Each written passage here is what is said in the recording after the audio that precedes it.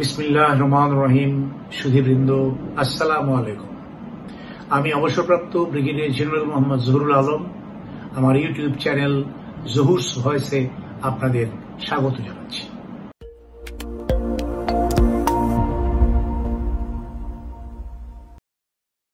আজকে আমি যে বিষয়টি নিয়ে আলোচনা করব সেটা হলো অভিযোগের তীর বিএনপির দিকে বনাম দায়িত্বশীল ও পরিণত আচরণ। নিঃসন্দেহে বিএনপি বাংলাদেশে সবথেকে জনপ্রিয় রাজনৈতিক দল। আমি মনে করি এর মূলে রয়েছেন এর প্রতিষ্ঠাতা জেনারেল জিয়াউর রহমান। জেনারেল জিয়া ছিলেন আমার দেখা ও জানা একজন সৎ, আদর্শবান ও দেশপ্রেমী মিলিটারি লিডার। তাই তার চাওয়া ও প্রত্যাশা সাধারণ মানুষের আকাঙ্ক্ষার প্রতিচ্ছবি উঠেছিল এবং আজও তাই আছে।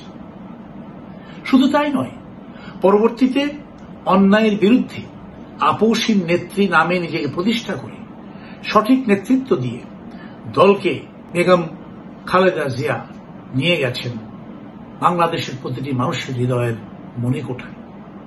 আমার বিশ্বাস এরই ধারাবাহিকতায় ভবিষ্যৎ প্রজন্ম দলকে সঠিকভাবে পরিচালিত করে বিএনপির ইতিহাসকে আরো সমৃদ্ধ করবে। 1996-2000 কথা যদি এড়িয়েও যায়, তবুও গত 15-16 বছরে স্বৈরাচার হাসিনা ও তার দল ক্ষমতা দখলে রেখে বিএনপির সঙ্গে যে আচরণ করেছে তা নজিরবিহীন। বিএনপিকে ধ্বংস করতে তারা এমন কোনো কাজ নাই যা করেনি। শেখ হাসিনা নিজে সংসদের ভিতরে, সংসদের বাইরে, দেশে বিদেশে জিয়া পরিবার, বেগম খালেদা জিয়া, তারেক রহমান এবং সর্বোপরি বিএনপিকে নিয়ে যত কটূক্তি করেছে তা নিয়ে কয়েক ভলিউম বই লেখা যাবে। এছাড়া নেতানেত্রীদের গুম, খুন, নির্যাতন ও জেলে ভরে দলকে সম্পূর্ণ নিষ্ক্রিয় করে নিঃশেষ করতে চেয়েছিল ক্রমাগতভাবে। কিন্তু রাখে আল্লাহ, মারে কে? বোধ করি শেখ হাসিনা এই কথাটি বিশ্বাস করতেন কিনা আমার জানা নাই। তাই শত অত্যাচার নিপীড়ন সহ্য করেও বিএনপি আজ সগর্বে একটি আদর্শ রাজনৈতিক দল হিসেবে দাঁড়িয়ে আছে। বোধ করি এই তুমুল জনপ্রিয়তাই বিএনপিকে আরো কঠিন পরীক্ষার সম্মুখীন করে তুলেছে। স্বৈরাচারের সেই বচন, যা কিছু হারায় কিন্নি বলে কেষ্টা বেটাই চোর। এরই ধারাবাহিকতায় আমরা দেখছি ঢাকার 3টি কলেজের ছাত্রদের অসন্তোষ দায়িকা বিএনপি। দেশের কোনো কোনো স্থানে দখলদারিত্বের অভিযোগ, কে দায়ী? বিএনপি। নাটোরের ব্যবসায়ীর উপর চড়াও এবং পুলিশের শপথ, দোষ কার? বিএনপির। নোয়াখালীতে ধর্মীয় উৎসবে বাধা দান, দায়ী কে? বিএনপি। ঢাকার শাহবাগে ইসকনের সমাবেশে বাধা, দোষ কার উপরে পড়েছে? বিএনপি। এ যেন মগের মূল্য।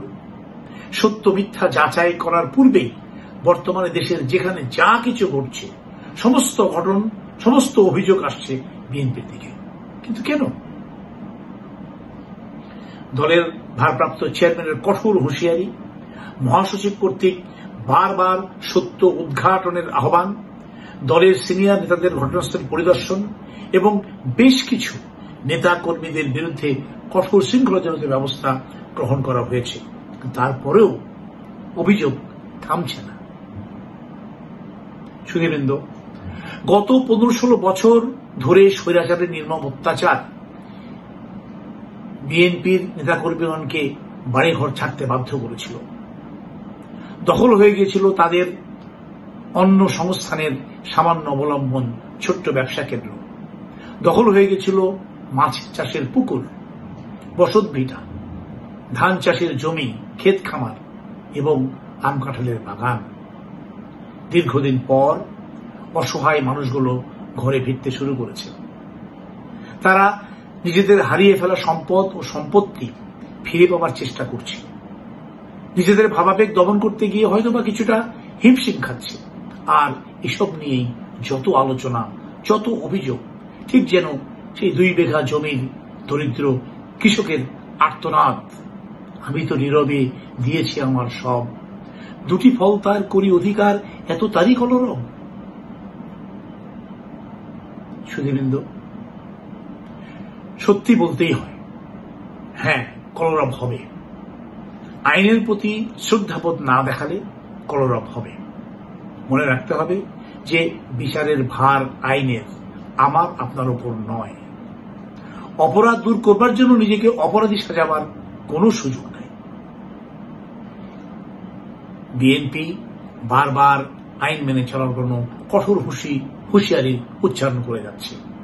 তাই আমিও তাদের কণ্ঠের সাথে কণ্ঠ মিলিয়ে বলতে চাই, ১, দলের ডিসিপ্লিনারি কমিটিকে আরো শক্তিশালী ভূমিকা নেওয়া প্রয়োজন।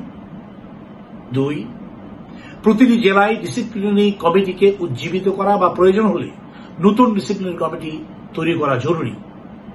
৩, সঠিক তথ্য সংগ্রহের মাধ্যমে সকল অভিযোগের সত্যতা যাচাই নিজেদেরই করতে হবে। ৪, প্রকৃতির অপরাধী পাওয়া গেলে নিয়ম নীতি এবং প্রচলিত আইনের আওতায় তাদের বিরুদ্ধে যথাযথ ব্যবস্থা গ্রহণ করা প্রয়োজন। ৫, জেলায় জেলায় পত্র বা বিজ্ঞপ্তির মাধ্যমে বিষয়টি সকলকে অবগত করতে হবে। ৬, এই মহা অর্জনকে কোনোভাবেই সামান্য ভুল দুটির কারণে নষ্ট বা ভুলুণ্ঠিত হতে দেয়া যাবে না। সুধীবৃন্দ, গত ১৫-১৬ বছর বিএনপি নেতাকর্মীদের অনেক নিপীড়ন সহ্য করতে হয়েছে, সেটা সকলেরই জানা। এখন প্রয়োজন ধৈর্যের অগ্নি পরীক্ষা। এখানে ব্যর্থ হবার কোনো সুযোগ নাই। তাই আসুন, আইন মানুন, আইনের পথে চলুন। সবাইকে ধন্যবাদ। আল্লাহ হাফেজ।